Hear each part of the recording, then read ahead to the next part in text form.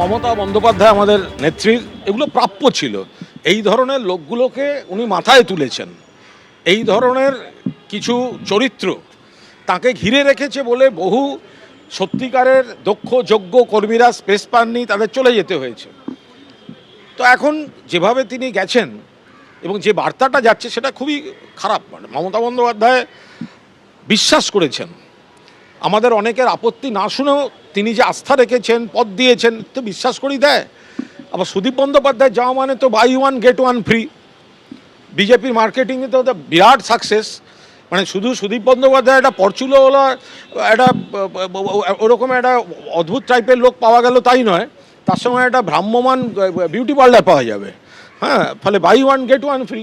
তো উত্তর কলকাতার যে মানুষ বিজেপির বিরুদ্ধে ভোট দিয়েছে, তৃণমূল প্রার্থী হিসেবে সুদীপ বন্দ্যোপাধ্যায়কে ভোট দিয়েছে, তাদের সঙ্গে এই বিশ্বাসঘাতকতা। উনি একাধিকবার দল পরিবর্তন করেছেন, কিন্তু বারবার এই বয়সে এসেও এটা অবাঞ্ছিত। কিন্তু আমরা বারবার বলেছি, আমরা কিন্তু মমতা বন্দ্যোপাধ্যায়ের সঙ্গেই আছি, কিন্তু এটা মমতা বন্দ্যোপাধ্যায়ের প্রাপ্য পাওনা।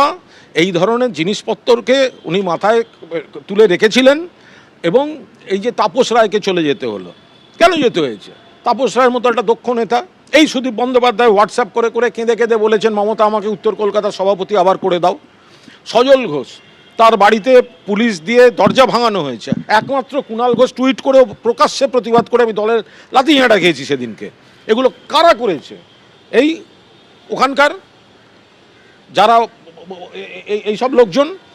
আর আজকে আমাকে সাসপেন্ড করা হয়েছিল কেন? আমি বলেছিলাম মানুষ হিসেবে তাপস রায় ভালো, আমাদের দলের প্রার্থী সুদীপ বন্দ্যোপাধ্যায়, তাহলে আর মানুষ হিসেবে তাপস রায় ভালো আমি বলেছিলাম, আমাকে সাসপেন্ড করে দেওয়া হয়েছিল। আজকে দেখুন কে ভালো কে খারাপ। আর তো দুদিন আগেও আমায় ফোন করেছিল, মমতার বাড়িতে সিআইডি গেছে, তুমি কোথায়? মমতা বন্দ্যোপাধ্যায়ের বাড়ির এখানে। বলো নয়না যাচ্ছে। তো নয়না দিয়ে আর এখানে এসে পৌঁছয়নি, সুদীপদা ভূপেন্দ্র যাদবের বাড়ি পৌঁছে গেছে। এহেন সুদীপ বন্দ্যোপাধ্যায়, তিনি কি তাহলে বিদ্রোহী শিবিরে নাম লেখাতে চলেছেন? ইতিমধ্যে বিজেপি নেতা ভূপেন্দ্র যাদবের বাসভবনে পৌঁছে গেছেন সুদীপ বন্দ্যোপাধ্যায়। এটা সেই মুহূর্তের ছবি দেখতে পাচ্ছেন যখন শতাব্দী রায়ের সঙ্গে এক গাড়িতে সুদীপ বন্দ্যোপাধ্যায় তিনি যাচ্ছেন ভূপেন্দ্র যাদবের বাসভবনে। এই মুহূর্তে বৈঠক চলছে বলে জানা যাচ্ছে। আজ সকালে শতাব্দীর সঙ্গে দিল্লিতে পৌঁছে যান সুদীপ বন্দ্যোপাধ্যায়। বিজেপি নেতার যে ৯ নম্বর মতিলাল নেহরু মার্গের বাড়ি, সেইখানে এই মুহূর্তে বৈঠক চলছে বলে জানা যাচ্ছে। বিজেন্দ্র সিংহ আমাদের প্রতিনিধি এই মুহূর্তে আমাদের সঙ্গে রয়েছেন। বিজেন্দ্র, তার মানে এই জল্পনাটা হয়তো কিছু সময়ের মধ্যে বাস্তবায়িত হবে যে ২০তম সাংসদ হিসেবে বিদ্রোহী শিবিরে সুদীপ বন্দ্যোপাধ্যায় নাম লেখাতে চলেছেন। এরপর এই বিদ্রোহী ব্লকের কৌশল কি হতে চলেছে? এবং খুব সম্ভবত সুদীপ বন্দ্যোপাধ্যায় যে বিদ্রোহী ব্লক তৈরি হচ্ছে ২০ জন সাংসদের এই মুহূর্তে, তাদের নেতা হবেন কাকলি ঘোষ দস্তিদার নেতৃত্ব দিচ্ছিলেন। হয়তো সুদীপ বন্দ্যোপাধ্যায়কে তারা তাদের নেতা বাছাই করবেন এবং তারা স্পিকারের কাছে গিয়ে বলবেন যে তারা ২০ জন সাংসদ সেপারেট ব্লক, যে মূল টিএমসি ছিল সেখান থেকে তারা সরে এসেছেন এবং তারা এনডিএ শিবিরে বসতে চান। সেক্ষেত্রে তাদেরকে পৃথক ব্লক হিসাবে আইডেন্টিফাই করা হোক এবং লোকসভায় তাদেরকে সেই স্বীকৃতি দেওয়া হোক স্পিকারের তরফ থেকে। এই অনুরোধ তারা করবেন। তখন সুদীপ বন্দ্যোপাধ্যায় আজকে এসছেন। এর আগে আমরা জানি যারা সুদীপ ভূপেন্দ্র যাদবের বাসভবনে পৌঁছেছেন এর আগে, গত সোমবার হোক বা গত বৃহস্পতিবার হোক, সেটাতে দেখেছি তারা ওই কাগজে সই করেই বেরিয়েছে সেখান থেকে। তো এই মুহূর্তে যে ১৪ জন সই করেছিলেন, তারপরে ৫ জন সই করেছেন, ১৯ জনের সই গতকালই প্রকাশে চলে এসছে।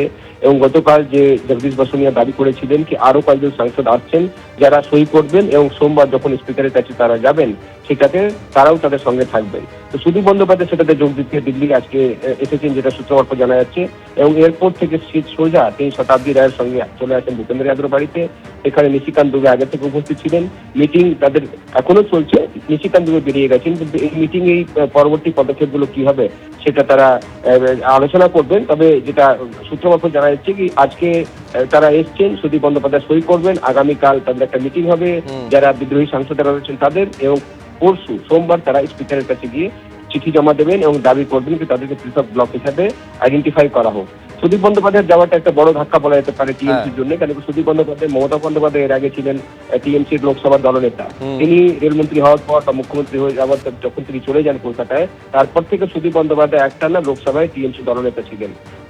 পরে তাকে মমতা বন্দ্যোপাধ্যায় সরিয়ে সেখানে অভিষেক বন্দ্যোপাধ্যায়কে দলনেতা করেন এবং তারপর থেকেই তিনি সংসদে কম আসছিলেন, দিল্লিতে আর কম আসা হতো। আমরা একেবারে দিল্লিতে কম আসছিলেন, সংসদে কম আসছিলেন। এবার তিনি যখন এলেন সরাসরি উঠলেন একেবারে ভূপেন্দ্র যাদবের বাড়িতে, যেখানে জল্পনা জোরালো হলো তিনিও বিদ্রোহী ব্লকে নাম লেখাতে চলেছেন। বিজেন্দ্র, আপাতত তোমাকে ধন্যবাদ। আর এই অবস্থায় শতাব্দী রায়, অন্যতম বিদ্রোহী তৃণমূল সাংসদ, তিনি বলছেন আমাদের ম্যাজিক ফিগার হয়ে গেছে, কোনো কিছু কারণ আমাদের কিছু সিদ্ধান্তের জন্য আটকে রেখেছিলাম কিছু কারণে। আর দ্বিতীয়ত তখন স্পিকার দিল্লিতে ছিল না, তাই সেই তালিকা জমা দেওয়া হয়নি। শোনাবো আপনাদের শতাব্দী রায় কি বলেছেন। যে আমাদের ম্যাজিক ফিগার হয়ে গেছে, কোনো কিছু রিজন আমাদের কিছু ডিসিশনের জন্য আমরা আটকে রেখেছিলাম। আর দ্বিতীয়ত তখন স্পিকার দিল্লিতে ছিল না, যেটা জমা দেওয়া হয়নি।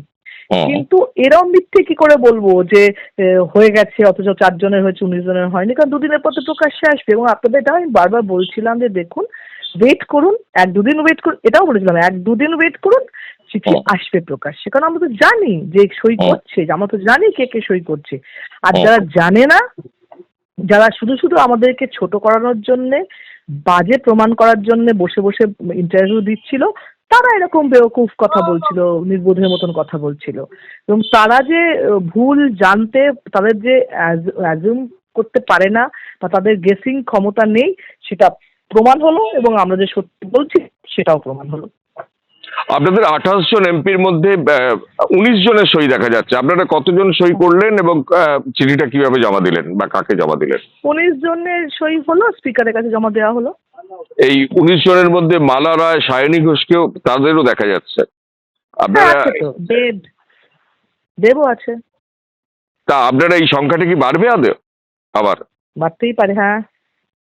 যে এমপি চ্যানেলে বসে বসে আমাদেরকে খারাপ বলছে, বেঈমান, মানে এই জায়গায় বলছে আমরা কিছু না, পার্লামেন্টেরিয়ান হিসেবে তাও অন্য জায়গায় যাচ্ছি, তারাও কিন্তু ভেতরে ভেতরে যোগাযোগ রাখছে। এবিপি আনন্দ, এগিয়ে থাকে, এগিয়ে রাখে।